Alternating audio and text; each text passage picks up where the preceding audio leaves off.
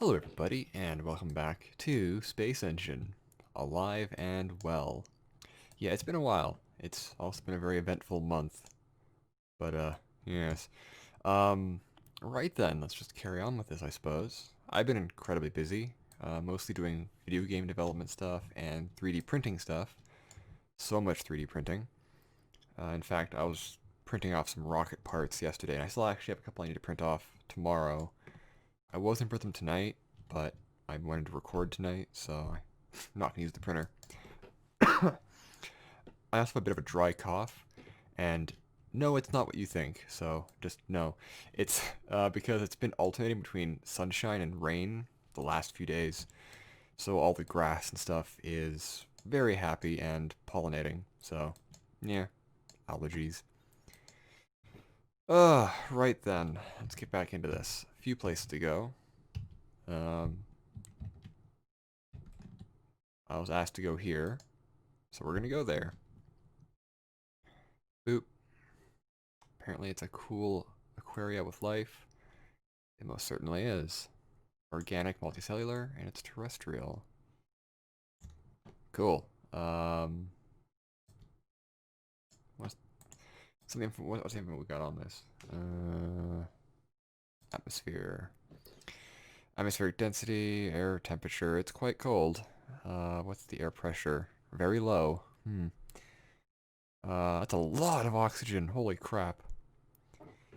Now that's O2. It isn't like molecular oxygen because like Europa has a very, very, very thin oxygen atmosphere. It's more just an envelope. It's hardly an atmosphere, but it's made of oxygen. I think it's molecular oxygen because of UV radiation decomposing uh, like the ice, or like it like produces hydrogen peroxide in the ice, which then decomposes into hydrogen and oxygen. Something like that. That's all I can remember. But it's quite interesting. So yeah, very thin oxygen atmospheres around what I assume is an icy planet. Makes me think of Europa. It's actually very nice. Very bright. My goodness. Ah, well, alright. Well, it could just be like snowy, for all I know. And it has rings. Rings are nice. Apparently Mars used to have rings, or it may have had rings millions of years ago, which is kind of cool. It will have a ring at some point in the future, like millions of years, because Phobos or Deimos, one of them, the innermost one, I believe is Phobos, is gonna get close enough that it's gonna pass Mars's Roche limit, and then rip apart. Because the Roche limit's a point around a planet where like tidal forces from the planet's gravity will actually tear things apart that get too close. So yeah, tons of fun indeed. Where to go next? Right, I was actually asked to go to the Methuselah star, which is actually an interesting one. So we're gonna go there, see if it actually is present. Actually, let's try capitals just properly. HD 140283 is no wait 140283. How does it not? That's a real star though. I'm confused. Maybe it's actually called Methuselah. Oh no, that's a planet. Uh,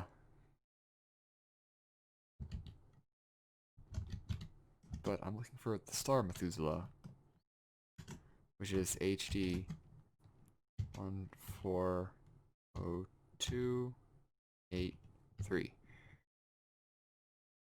which apparently does not exist. What? 140283. 1402. Maybe it's 38. No, maybe it is. Let's check my phone. Um, 'Cause it has all the answers. Is the last star 140283. HD140283. Does it have a different name? No? HD140283, yeah. So it's HD140283. Apparently it does not exist in the catalog. That's disappointing. That's very disappointing. Well, alright. Let's go back to the stopwatch then so I can keep tabs of what time I'm doing. Cool. I guess we'll go to the next one, which is NGC 500. No, wait, 5000. Anyways, the Methuselah star, what it is, it's a star that at first glance, its apparent age seems to be larger than the universe's calculated age, which confused people, a lot of people. So, more observations have been done, and it actually seems that its age might be either more or less than the confirmed or than the predicted age of the universe. It all depends on a few things. So it might not cause a problem, but it might cause a problem. If it is causing a problem, that just means the universe is older than we thought. If not, then who knows, but they're pretty certain that its age is actually like 13 billion years old or something like that instead of 14. So like it's still thought to be one of the oldest stars we know. In fact, it is the oldest star we know, and probably like it was probably formed from the remnants of early stars, which is kind of cool. But yeah, it's a bit of a pickle. Anyways, I was asked to go to a Terra with life in NGC 5000. So we're in NGC 5000. I wasn't given a specific place. It just said NGC 5000, so I guess it's on us to look. So there's a lot of blue and white main sequence stars here. There must be tons of star formation. That's weird.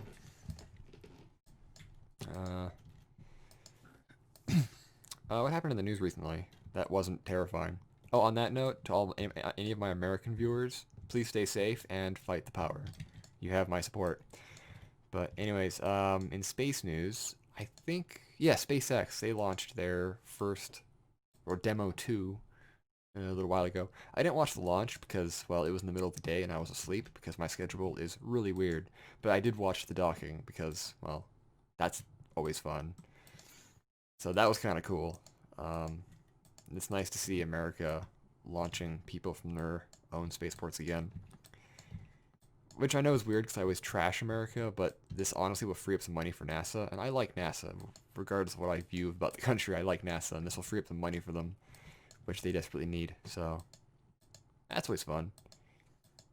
Elon Musk is kind of weird. He's kind of fallen off the deep end. Oh, look at that, G15 yellow dwarf. See, we're a G2 type yellow dwarf, so, or our sun is Sol is. But whatever. Actually, I made a meme, right? It was like a picture, like he posted a bunch of Raptor engines. Oh. Like a bunch of Raptor engines. He was like, Raptors. So I quickly grabbed the picture, and then using paint.net and like all of like, what, 30 seconds, I edited in Chris Pratt from Jurassic World and then reposted it. And some people saw it and liked it, and then he saw it and replied to it with a bunch of smiley emojis because he's an odd person. And that caused everybody else to notice it, and it became my most liked tweet so far. And it's like, wow. Out of all the ones, no. Alright, this is a lacustrian Terra with life. Warm. Probably, okay. I don't know if that counts. I should probably need to find a more Earth-like Terra. Lacustrian. I love some of the, I love the words in astronomy. It's so great. Doesn't this have like, Earth, what is it? What was it called? It's like, oh yeah, here we go. Earth Similarity Index. 0.710. Not bad, not great. Actually, is it like anything approaching 1? Like, is Earth 1? Let's find out. We're gonna come back here, I promise. I just want to check Earth. Ooh, Earth. Earth. Go.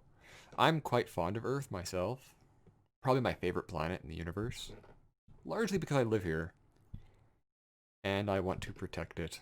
I'm a big fan of Earth. Don't litter. If you litter, I swear to God, I'll find you. I'll probably just yell at you, though. I don't hurt people. Boom. Alright, Earth. What is its ESI? Oh, yeah, okay, I was correct. Alright, now we have our base.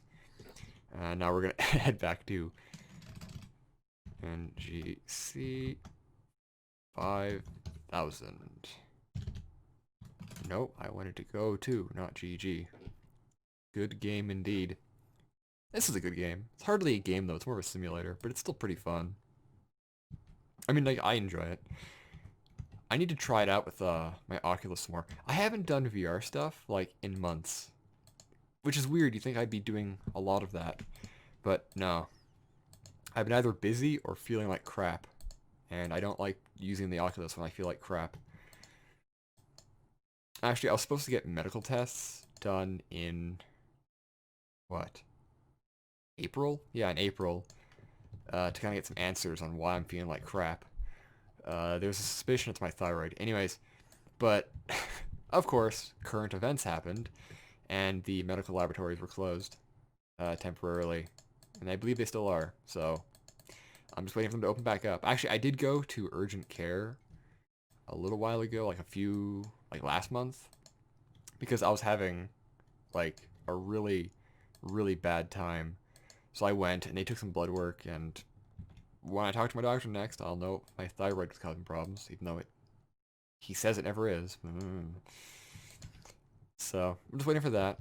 And then this is the most annoying. Also last month, one of my fillings fell out, which it's like, oh gee, thanks. Literally the worst time in history. Like this is all the times for these things to happen, and it shows the time where the dentist is closed and the medical office is closed. It's such a pain. But not literally. Lucky me. Ooh, a yellow dwarf. G6. Ooh, with one life. Lucky me. Dental issues generally don't hurt, which is weird because they should, but they don't. It's a Super Neptune. I'm looking for a Terra, like a really good Earth-like Terra. Yeah, it's like, before I had my teeth all fixed, I had tons and tons of cavities and stuff, because even though I brush my teeth frequently, I just have, like, really, really poor teeth. It's probably genetic, because everyone in my family has really horrible teeth, despite, like, really stingent dental hygiene. So, but even then, my teeth never hurt. Like, they were sensitive to temperature, but they didn't really hurt. So the filling fell out, so I have one tooth that's pretty much just open. Oh, come on, info? Game frozen? Game's frozen. But it doesn't hurt. Although I do have to clean it out and, like, pack dental wax in it every day, which is annoying, but eh. Yeah, I think the game is frozen. That's disappointing. Yeah, okay. It did in fact crash. But we're back, and we're back here. So let's head back on over to NGC 5000. NGC, not NGD. I swear to God. Oh, it's just one of those nights. Right then. Back on our quest to find a nice Terra with life. We found that the Custrian Terra, but I want to find a very similar one. Because and I know there's ways you can do this where you type in a menu and look for stuff, but was that an orange dwarf? Oh, it totally is. I love orange dwarfs. The K-type stars? Oh yeah, I talked about them frequently. They're great. Carbon star. But no, I like doing it more manually because it feels more like like an adventure. Even though it's in reality just you guys watching me point and click around stars while I talk about nothing. Some people like that, I guess. Apparently I have a good voice for that, which I've always disliked my voice, but alright. Oh, it's a white supergiant, so I doubt this planet's gonna be very nice. But we're gonna find out. It's a temperate Lacustrian Terra. Uh, it looks better. Not so much. Not very. Pretty dry. Info. What is its ESI? It's closer. Atmosphere. Density. Oh, okay, yeah. Air pressures. Um, a little lower than Titan's. It's interesting because Titan's atmosphere is like 1 point. I know it's more. It's higher than Titan's because Titan's is 1.5 atmospheres. It's 1.22. Decimal points. It actually screwed me up and on Twitter the other day because somebody posted like it was something about Titan, and someone made a comment where it's like liquid hydrocarbons can survive on Titan's atmosphere or surface because the pressure is very high because it's 60% that of Earth's. And I read that and I was like, that can't be right. It's 1.5 time or it's 1.5 atmospheres. And so I kind of was like, that doesn't make any sense. And then he posted a screen cap from a NASA website that says 60%. And it really screwed with my brain because I was like, this doesn't make any sense. Everywhere it says 1.5. So why are they saying 60%? And then it dawned on me that I was reading 60%, but I was interpreting it as 60 times. And it's like, oh, because 60% one, like 100% one atmosphere is two atmospheres. So 60% one atmosphere, or 60% Earth's pressure is about 1.5 or 1.6 atmospheres. So it's like, it was the units thing where I was interpreting it as 60 times instead of 60%. So it kind of screwed with me.